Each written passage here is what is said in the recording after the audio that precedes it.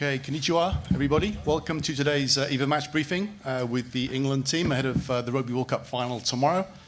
It's my pleasure to welcome Sam Underhill, George Cruz, and assistant coach Neil Hatley. Again, please, we have microphones for questions and for the translation, so please put your hand up and then we'll get the questions underway. So first question, please. The front. Neil, could you give us your verdict on the South African scrum and the fact that they are able to bring on an entire front five whenever they want? Yeah, look, they're a good scrum. It's been their sort of protocol that they've gone a 6-2 bench for most of the tournament, particularly in the final stages now. So, we had good contests with them again 2018 when we toured there and the 3-match series there. So, yeah, it's a good pack that's well drilled. So, looking forward to a good contest tomorrow.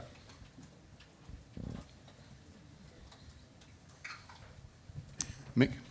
Yeah, sorry, can I do the bog standard question? Everybody fit and available and come through this morning's run out? We've just finished training now, obviously. So, all 31 available for selection. So, we're in a good place. Yep. Yeah, at the front. Neil, you're one of a number of guys who have links with South Africa, was coached there before, lived there before, born there even. What insight do you think that would bring to you guys, particularly in terms of the South African mindset or their physicality and trying to bash you guys? Just so we're clear, I was actually born in England, but lived in South Africa. So people keep putting that. I was actually born in England. So, but yeah, look, we know some of the coaches. I played against Matt Proudfoot, played against Russie. So I think their mindset. You've seen how they've won games over the last few weeks. And it works for them. They're very good at it. Mitch is, John Mitchell's coached quite a few of the players that are Archie Snyman, Andre Pollard, people like that. So yeah, it's handy having obviously his input as well.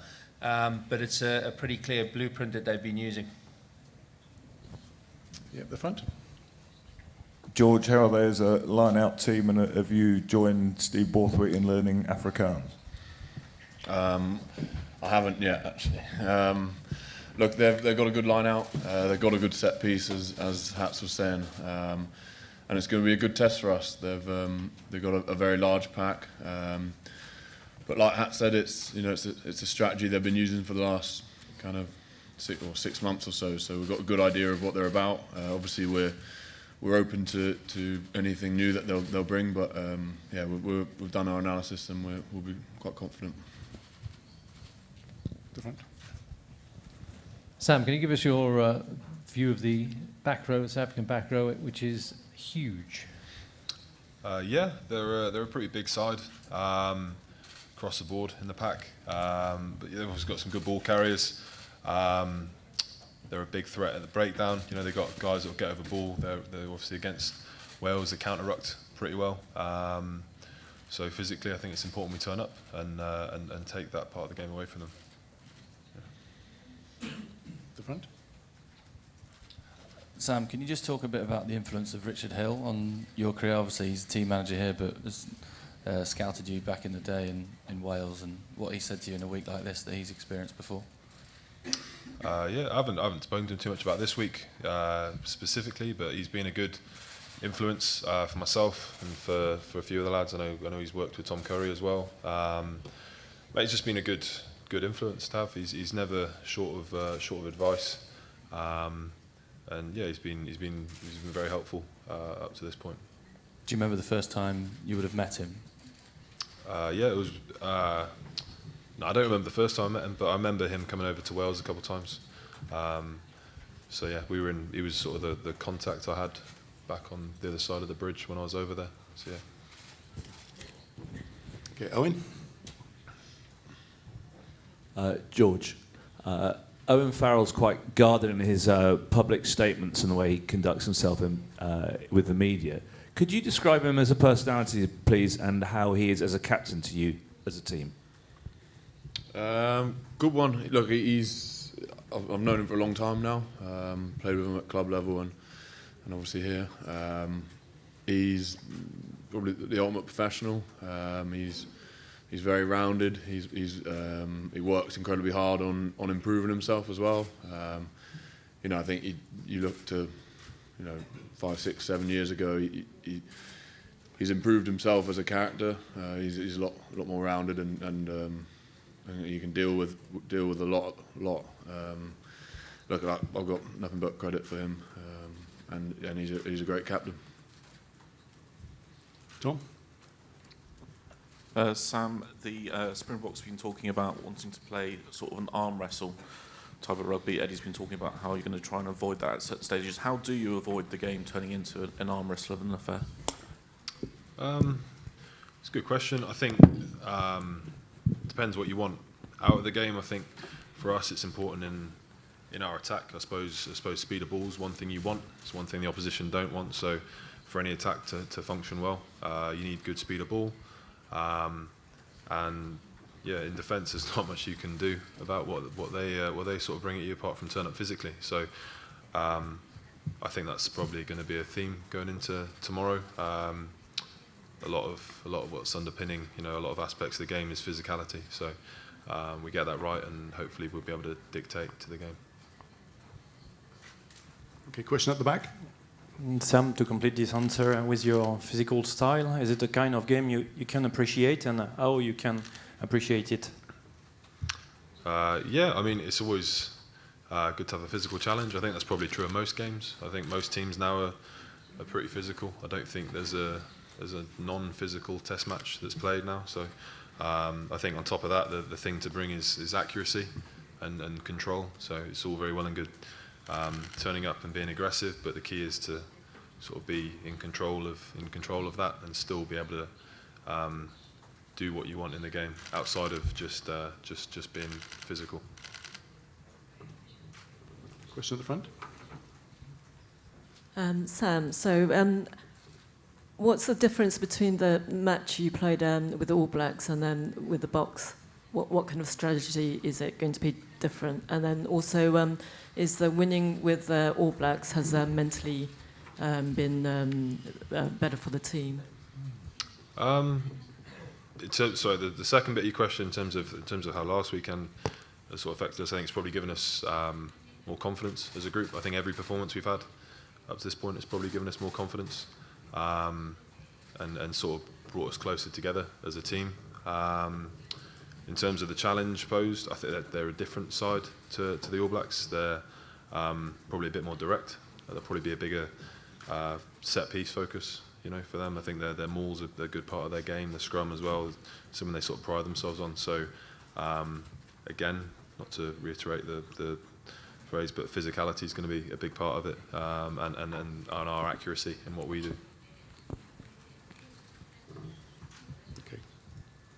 ジョージ選手に大丈夫なのか。Thank you。前回大会予選プール敗退という非常に悔しい。No, not working for me. Okay. Thank you. Thank you。前回大会予選プール敗退ということで非常に悔しい思いをされたと思いますが、明日勝って優勝すればすべてその悔しさは払拭できるでしょうか。I think you learn a lot from the last World Cup. A lot of good teams or teams that have done things have definitely lost or gone through learning phases previously. Although it doesn't give us any right for tomorrow, we've got to turn up and do the job. It definitely it will help kind of give us the experience maybe. That a lot went through the pain of losing and learning off the back of it. So, like I said, it doesn't mean that we're owed anything, but it will hopefully go a bit towards making a difference tomorrow. Mitch at the back. Hi Sam, are you going to have to be quite selective in how you attack rocks? Having watched that Wales game, if you go smashing into every rock, and there's going to be a lot of them, are you going to have to kind of make a decision each time that this is one we need to challenge and another one is one where we just need to get set maybe to receive a high kick? Yeah, I think decision making is probably the most important thing around the breakdown. Anyway, I think that's probably the majority of the work we do as a back row around the breakdown is all decision making. So picking your moments and being smart. You can't go after everything. So yeah, that's a big sort of focus for us as a back row especially, and as a team is picking and choosing the moments of when we go for it. So yeah.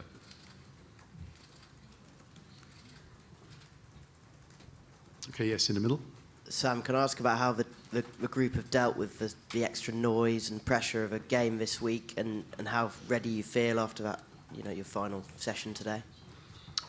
Probably just spent more time with each other, to be honest. Probably just sort of become closer as a group, if anything. You kind of try and ignore anything outside the immediate, the 32 we've got, and the coaching staff and the support staff we've got. So it's been pretty easy, to be honest, because it's a good group of people to spend time with. And I think, we've given each other a lot of confidence up to this point, and it's a good group to be around.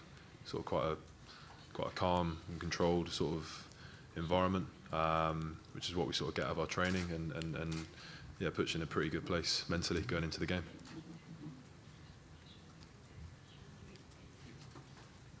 Hugh? Hi, George. Last week, Eddie named the finishing side first.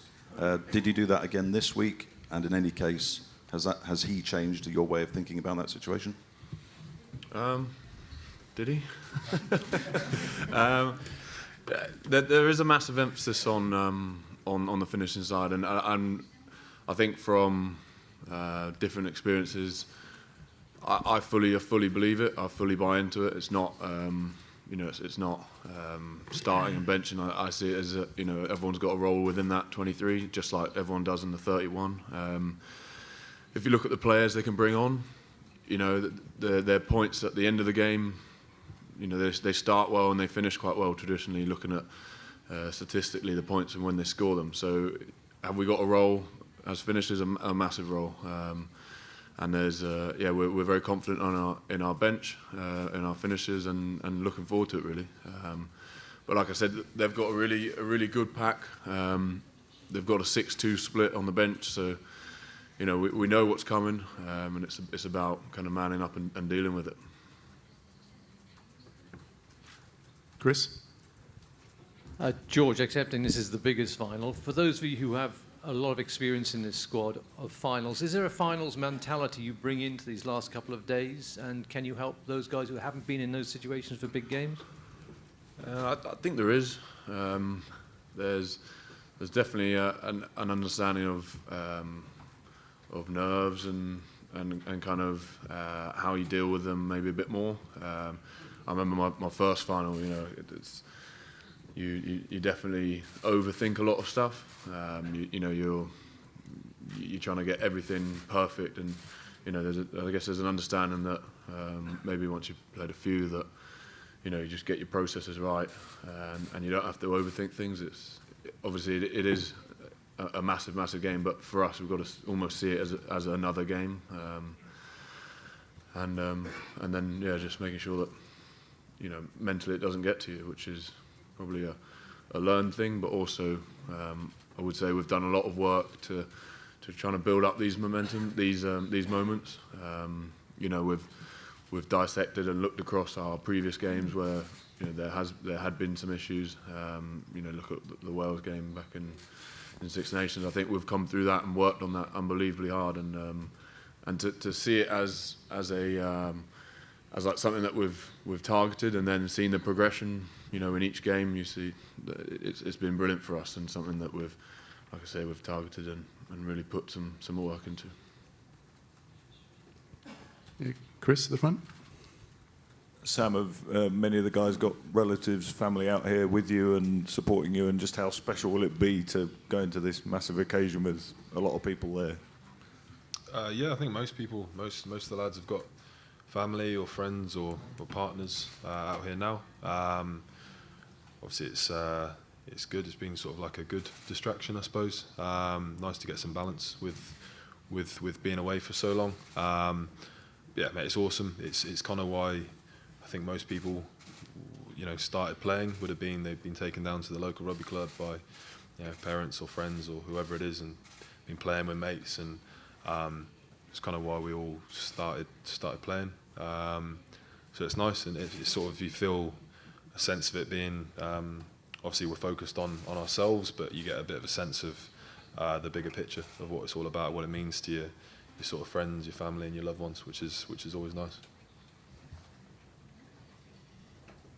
Question at the back. Sam, this England team's the youngest World Cup final team in the professional era. Do you think that youthfulness helps you in a way in that you know that you've got time? Time for what? Well, time if it doesn't happen on Saturday. Is there a calmness about the team? Do you think because people feel like they've got an extra opportunity? I don't think that's it. Like, I don't think we're thinking, oh, we'll just go again in another 4 years if it doesn't go right. But I think there's definitely something that's. I think it's definitely a positive having younger players in the side. I think there's a lot of sort of energy and enthusiasm to be had from that. I think that's been good. I think it's been good for the squad dynamic as well. You know, you sort of mix in experience with guys that are sort of keen to learn, which has been good. So yeah, I think by and large it's been a good thing. But I don't think it's something that you really notice. I mean, you look at the younger players in the squad and they probably don't seem all that young. You know, you look at guys like Tom Curry, he's probably the youngest in the squad. He doesn't seem like a young player, doesn't seem like a junior player, which again sort of fills you with quite a lot of confidence. Question at the front. サムさんにお願いします。 Can I borrow your thing, please? Because this one's not working. Just try one. Thanks, mate. サムさんお願いします。監督のエディ・ジョーンズさんが、ある意味、最もこの決勝も含めた経験ある人だと思うんですが、エディさんの、経験によってこうチームがこう与えられているもの、エディさんから学べているもの何かあれば聞かせてください。お願いします。Yeah, Eddie's been brilliant so far. You know, he's a coach that makes life as simple as it can be and as easy as it can be for a player. You know, he doesn't overcomplicate things, which as a player, I suppose, is all you can really ask for. Especially, like as George touched on it, you get to the stage where you're in knockout games. You know, you got more nerves, you got sort of excitement, anticipation, you got a lot of emotions going on. All you really want to do is find something to focus on, like your process of what's been going well so far. I think that's what we've done well so far, and I think Eddie's been brilliant in that respect in not giving you too much to think about, so you can go out and focus on small things and get them right, and that all builds as part of the bigger picture. Okay, do we have a final question? Are we at the back?